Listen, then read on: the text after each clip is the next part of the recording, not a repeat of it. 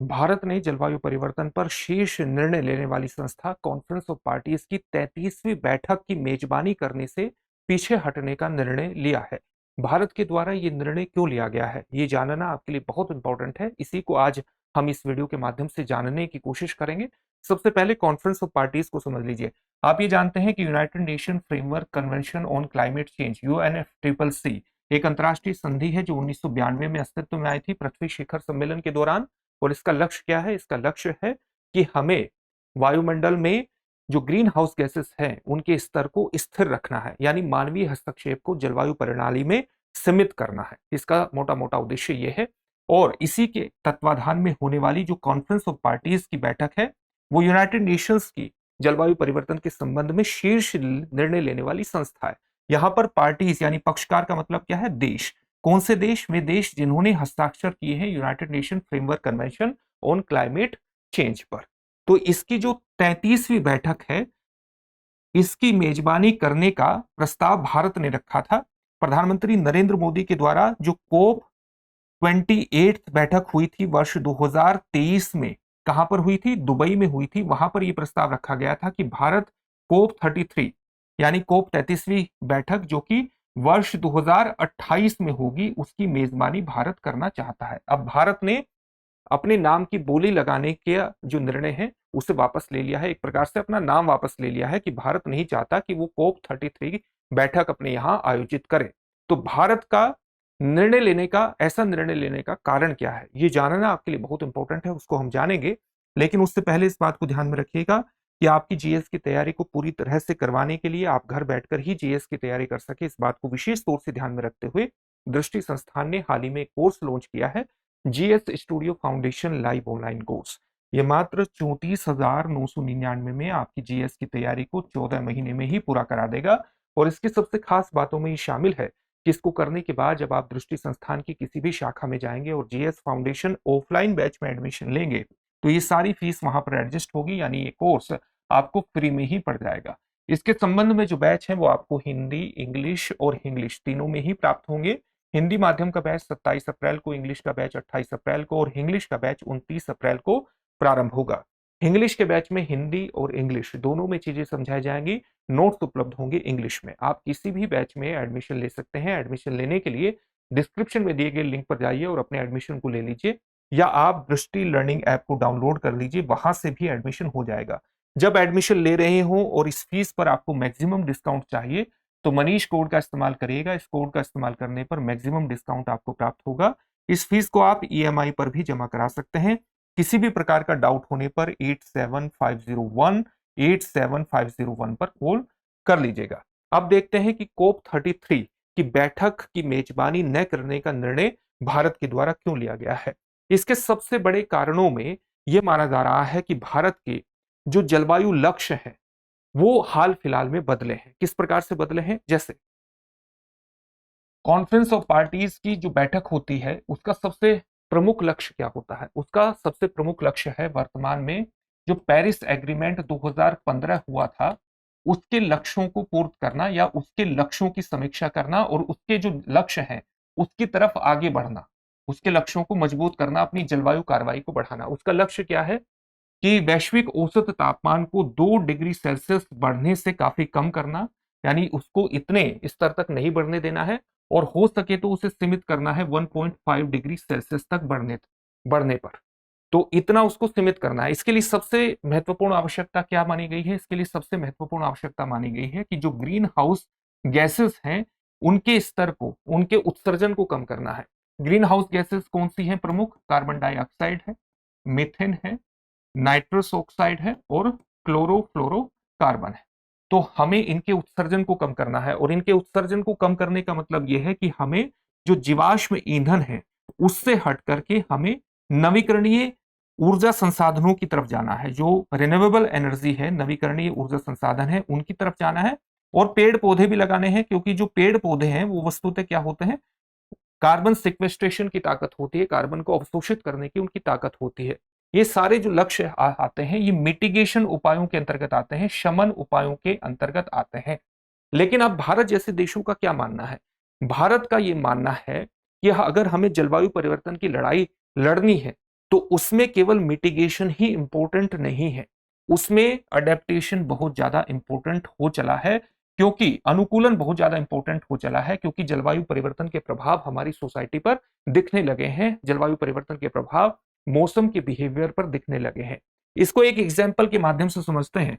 भारत का यह कहना है कि मान लिया अगर कहीं पर बाढ़ आती है, तो इस बाढ़ की समस्या से निपटने के लिए हमें क्या करना पड़ेगा? ड्रेनेज सिस्टम सुधारना पड़ेगा, अपने बांधों को मजबूत करना पड़ेगा, इस तरह के निर्णय उठाने पड़ेंगे तुरंत। तो भारत को तुरंत ये काम करने पड़ेंगे, इस चीज को हम अडेप्टेशन कहते हैं। अब अगर हम मिटिगेशन के उपायों को देखें, और ये जो बाढ़ का कारण है, अगर इस बाढ़ का कारण जो वेदर सिस्टम है उसके पैटर्न में होने वाला बदलाव है, तो हमें क्या करना चाहिए? हमें करना चाहिए कि जीवाश्म ईंधनों पर हमें अपनी निर्भरता को कम करना है, ग्रीन हाउस गैसेस के उत्सर्जन को कम करना है। लेकिन वो भविष्य का लक्ष्य है, वो भविष्य का लक्ष्य प्राप्त करने से ये जो बाढ़ आई है इसकी समस्या का समाधान नहीं होगा। इसकी समस्या का समाधान इन उपायों को करने से होगा, त्वरित गति से।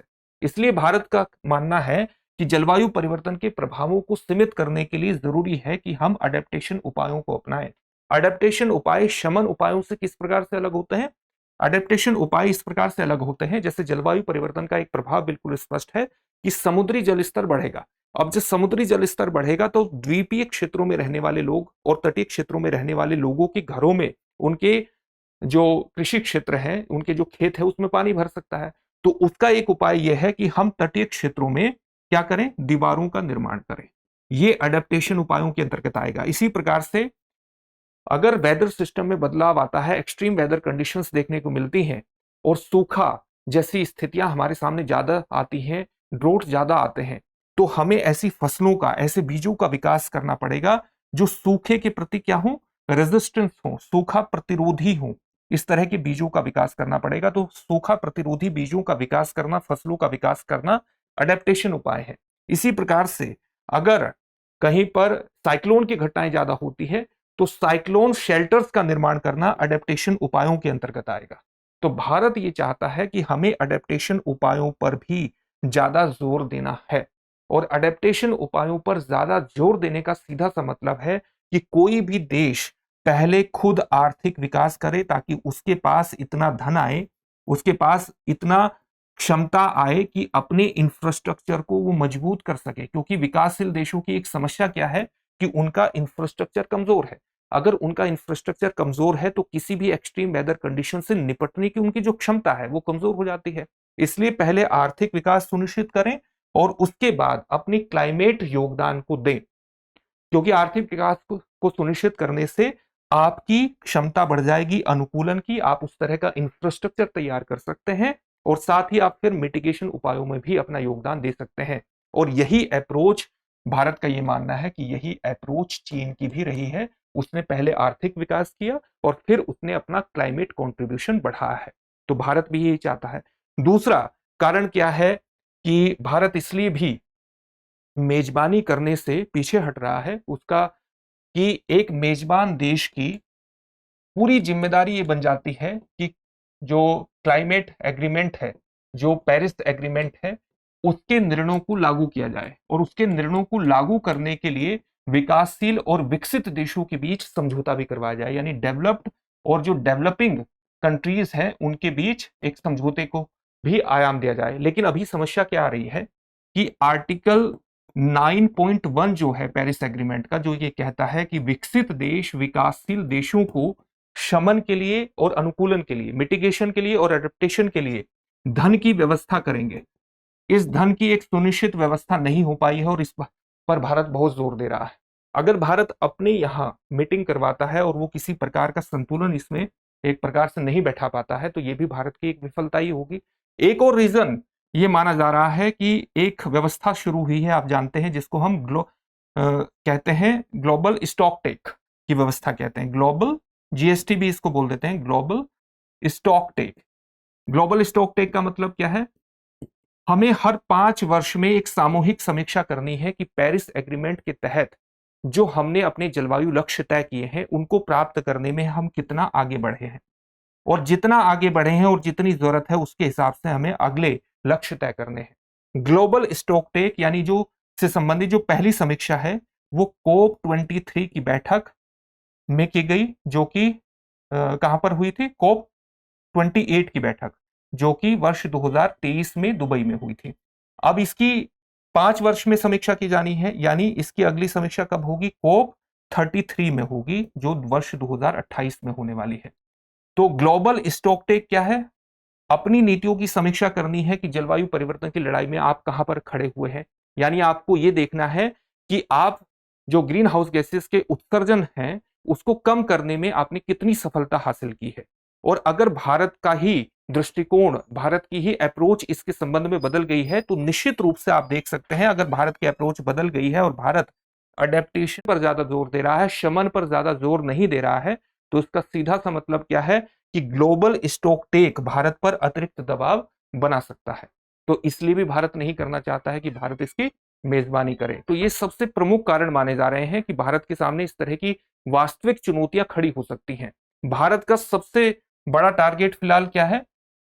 भारत का टारगेट है कि वो अपनी ऊर्जा सुरक्षा को सुनिश्चित करते हुए, भारत अपनी ऊर्जा सुरक्षा को बनाए रखते हुए अपने आर्थिक विकास को सुनिश्चित करे, और इस आर्थिक विकास को सुनिश्चित करने पर उस पर किसी प्रकार का बाहरी दबाव न बने, यानी उसकी एक नीतिगत स्वतंत्रता बनी रहे। और कोप 33 की बैठक आयोजित करना उसकी एक नीतिगत स्वतंत्रता को समाप्त कर सकता है, नीतिगत स्वतंत्रता को समाप्त कर सकता है, क्योंकि ग्लोबल स्टॉकटेक और पेरिस एग्रीमेंट से संबंधित जो पूरा तंत्र है, जो पूरा मैकेनिज्म है, उस पर अतिरिक्त दबाव बढ़ा सकता है, और उस दबाव में उसके जो राष्ट्रीय हित है वो प्रभावित हो सकते हैं। इसलिए भारत ने इसकी मेजबानी करने से पीछे हटने का ये निर्णय लिया है। ये सब कारण है इसके। और इसके क्या नुकसान हो सकते हैं भारत को इस निर्णय के? एक नुकसान भारत को यह हो सकता है कि भारत के पास एक बेहतर मौका था कि वो अपने आप को वैश्विक जलवायु लीडर नेता के रूप में, लीडर के रूप में, नेतृत्व के रूप में प्रस्तुत करे, और इसके माध्यम से भारत ग्लोबल साउथ का भी नेतृत्व कर सकता था। ठीक है, ये भारत के पास महत्वपूर्ण मौका था, तो भारत को इसका नुकसान होगा। लेकिन भारत को फायदा क्या होगा? भारत के लाभ ये होंगे कि भारत अपने राष्ट्रीय हितों के अनुरूप अपनी नीतियों को आगे बढ़ा सकता है, राष्ट्रीय हित को आगे बढ़ा सकता है, और साथ ही जो भारत की नीतिगत स्वतंत्रता है वो बनी रहेगी। ये एक लाभ भारत को होगा। चलिए अब इससे जुड़े हुए एक प्रश्न को देख लेते हैं। प्रश्न क्या है? प्रश्न आपके सामने दिया गया है कि निम्नलिखित कथनों पर विचार कीजिए। पहला कथन है, भारत ने कॉन्फ्रेंस ऑफ पार्टीज 33 की मेजबानी से पीछे हटने का निर्णय लिया। दूसरा कथन है, ग्लोबल स्टॉकटेक का आयोजन हर 5 साल में होता है। उपयुक्त में से कौन सा ऐसे कथन सही है या है? आपके सामने ऑप्शंस हैं। दोनों कथन सही है, दोनों कथन गलत है, कथन 1 सही है, कथन 2 गलत है, कथन 1 गलत है, कथन 2 सही है। इस प्रश्न का उत्तर कमेंट बॉक्स में कमेंट करके जरूर दीजिए। साथ ही वीडियो को अपने दोस्तों को शेयर करते रहिए, वीडियो को लाइक करते रहिए, चैनल को सब्सक्राइब जरूर कर लीजिएगा, और सब्सक्राइब करने के साथ साथ बेल आइकन भी दबाइएगा ताकि सभी प्रोग्राम का नोटिफिकेशन आपको मिल सके। फिर से नए सेशन में मिलेंगे। धन्यवाद।